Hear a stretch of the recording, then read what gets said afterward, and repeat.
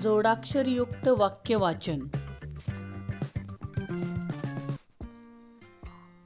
रस्त्याने नेहमी डाव्या बाजूने चालावे. फुलांचा सुगंध सर्वत्र दरवळला. पाणिनी हे संस्कृतचे महान पंडित होते. मनीषाच्या वाढदिवसाला स्ट्रॉबेरी केक आणला. संदेश नियमित व्यायाम करतो. काकांनी कपाटातील 50 रुपयाची नोट दिली. घरातील कामे सर्वांनी मिळून केली पाहिजेत. श्रीकृष्णाने अर्जुनाला गीता सांगितली. अक्षय दररोज दिलेला अभ्यास पूर्ण करतो.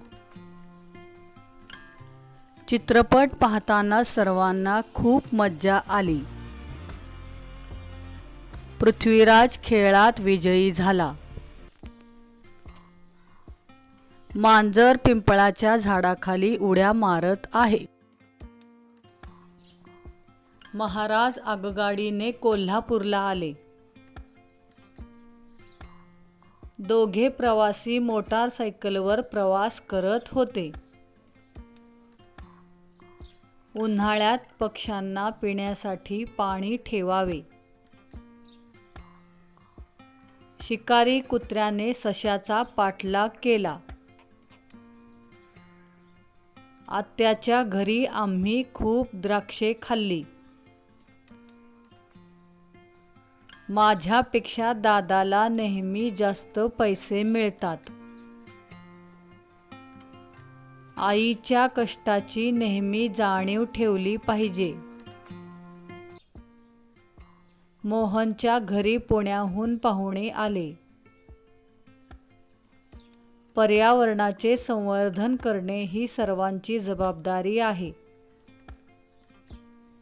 जिद्द आणि चिकाटीने अभ्यास केल्यास यश मिळते. कष्टाची तयारी ठेवल्यास भविष्य नक्कीच उज्ज्वल बनते.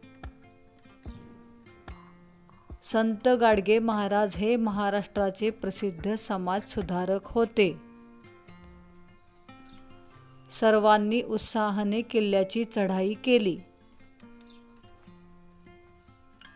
निसर्गरम्य परिसर पाहून मन प्रसन्न झाले.